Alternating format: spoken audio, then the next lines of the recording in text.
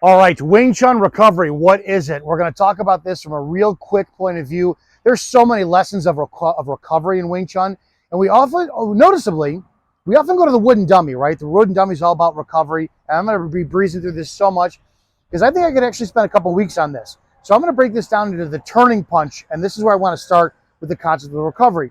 So what is recovery? Recovery is being in a bad position in a fight, which is almost every position post the start of a fight. So if we remove the fact that our fight is not going to be inside of a controlled MMA match and it's going to be brought out of ambush, in the beginning, you are 100% always at a disadvantage, or you're at a bad position where you have to recover.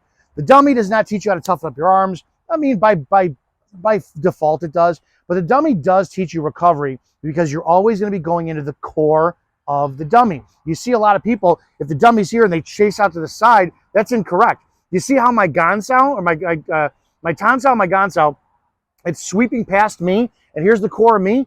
If you look at it, and I'm looking at you guys in the camera, that should be it. This should be the intent of where it's going in, because it's going right into me. So see the difference? That's chasing, that's attack. That's where things should be, right? And we'll talk about that as time goes on. One of the things that I think is so important is learning the importance of the centerline punch and the turning punch and how it equates to your hips. Now follow me. I'm going to be all over the place.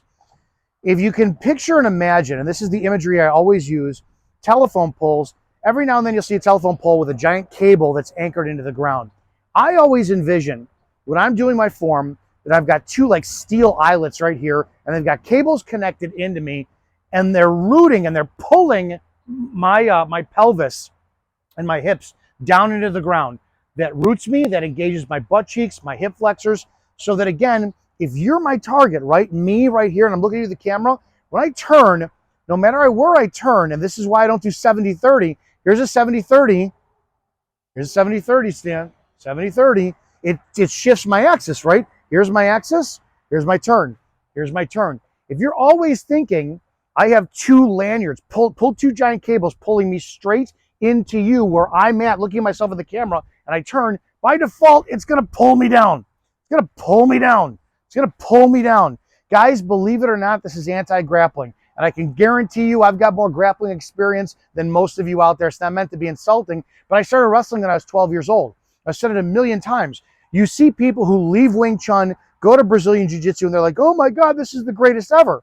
Yeah, because you're removing the biggest obstacle in a fight, balance. I came from wrestling and got into Wing Chun and went, oh my gosh, they're married. Wing Chun, believe it or not, is grappling. It's just whether or not you choose to strike or push or pull an enemy. We'll get into that much more over time. When you're doing your turning punch, the first thing you need to know out of your centerline punch is this hand, when it's coming back, your punching hand's coming back to a guard hand, has the same intent as the punching hand goes forward. Because just like with a bicycle chain, you're not going to get more tension out of this and less slack on the bottom. They're going to have equal tension and slack. Equal tension and slack. Something I tell people is that if you have a shirt, when you're doing your seal them down, make sure that you're not getting any wrinkles in a shirt, right? Your shirt should be in the mirror, should be nice and smooth. And if you're doing your punch and you see wrinkles, no, center it back up. You don't want your guard hand to be seen. It should be eclipsed by your rear hand, right? Shoulders off, all this good stuff. You're only working with this amount of space, right? Because Sealam Dao told us this is the area you need to be in. Now again, why do we do this? Because if you look at it, that's not, why this? Well, when you really think about it, your hands are going to be anywhere within this plane area, within this distance between your sternum and the full extension of your punch. That's your playground. You should be able to deliver the same amount of power here as here because it all comes from the body. I know I'm going all over the place. I want to get somewhere fast with the turning punch. One of the most beautiful things with the turning punch is a recovery aspect of starting and stopping. Now, you're going to have to experiment this and apply this with people giving you energy. The reason why I don't like the strong side punch with a strong side lead, a couple different reasons. You give up your flank, and then the other side of it too is this side of your body is off. The opposite side of your body is off. Guys, go get somebody to give you pressure. Stick a right punch out or left punch out.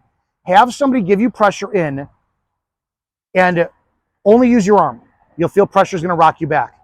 Engage your right hip and think there's a metal bar from your right hip supporting your right arm, and feel how much more sturdy you get. Now, take a visual of your left hip and support underneath here with that same thing. You have that person give you pressure, dig that left hip underneath. Watch how much more sound your structure is. As they're giving pressure, turn it off. Watch what happens. Now, this is where your other hand comes into play too. You're in your Mun Sao, your Wu Sao. Hit a bar here, bar here, bar here, bar here. There's triangles that support everywhere in Wing Chun when you start to see them dynamically and understand we fight with our hips. It's not our elbows, believe it or not. Wing Chun lives in the hips. Everything else is just gravy. When the turning punch is done, you know, my first Sifu's turning punch was punch, you know, punch, punch. Then my second Sifu's was punch, let it go, punch, let it go, punch, let it go. When I got to Syed, we discovered that this rear hand, when you punch, does it some assistance putting this out here. There's a reason being. Slow this down. When I turn, what's happening? One hip is pulling back, one hip is pulling forward, pushing forward, right? You can get a lopsided energy. Some people think you are, and again, you have to think so dynamically, and this is why Wing Chun it's just the graduate school of martial arts, because it's not simple. If I told you in the beginning, remember pull, push, pull, push, pull, push, you're still doing pull, push, and that's turning this side off to go back to retreat as this side's putting information or energy out. Once this is off and you plant, you have to turn it back on immediately and go forward.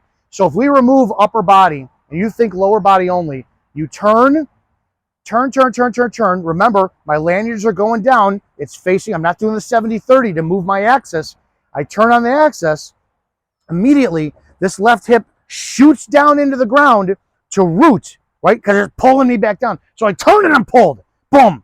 Setting in my stance. I'm putting all of my energy back into the ground. That's where all of my balance lives. If you have a partner and they put energy into you, dig that hip down, dig that hip under. Remember, if you step opposite leg, opposite arm. Reinforce that. If you go backwards, then it's the same side. We'll get into that too. What I want you to see over time with the turning punch is as you turn, and then immediately engage this opposite side hip. Turn, and then immediately engage this opposite side hip.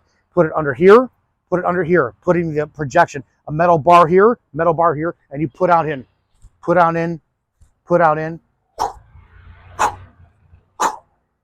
You're projecting that energy into your enemy because you're keeping it going forward. When you start to experiment with this, you do it slow. You feel the different pressure change from a person who's giving you contact, letting it come in, absorbing it and going, oh shit, this is what happened. Make contact with people in your hands. Even when you're chi-saoing, stop chi-saoing with your arms, chi-sao with your hips. Everything will change when you start chi-saoing with your hips, and think that unlike puppet strings that are pulling, your hips are driving the elbows. Your hips are driving the elbows. Your hips are pulling your elbows. Everything lives there. This is anti-grappling in the fact where once you establish contact, and remember, contact, fighting energy is pushing, pulling, striking. Nothing more. Nothing more. If you bridge a gap, you got to punch him to bridge the gap. If the gap is already bridged, well, you're making contact. This is still, it's there. You guys know all this stuff, and I'm getting ahead of things. I want you to start looking at the turning punch as starting, stopping, and immediately down. You've got these two big eyelets, and they've got cables pulling you down, and the cable pushes and then immediately pulls. One side pushes and immediately pulls, while this side pulls down. So again, think dynamically. One side, this side's always pulling down. If I'm turning left, punching right. If I'm turning left, punching right, I don't just turn this side off, because then I can be pushed back with energy. We need to maintain recovery in an instantaneous nano fraction of a second when energy's coming in. So hips are engaged. You practice it like this. Turn your arms off, relax, turn, and then boom, think pull down. Think you have got two giant, and I don't have anything reference, two giant cables pulling you down. One pulls and pushes. They pull and push, and then immediately it pulls back. So it pulls and pushes and then immediately pulls back. Pulls and pushes and immediately pulls back. And over time, you'll shorten the time to where you're here, and you'll feel everything engaged.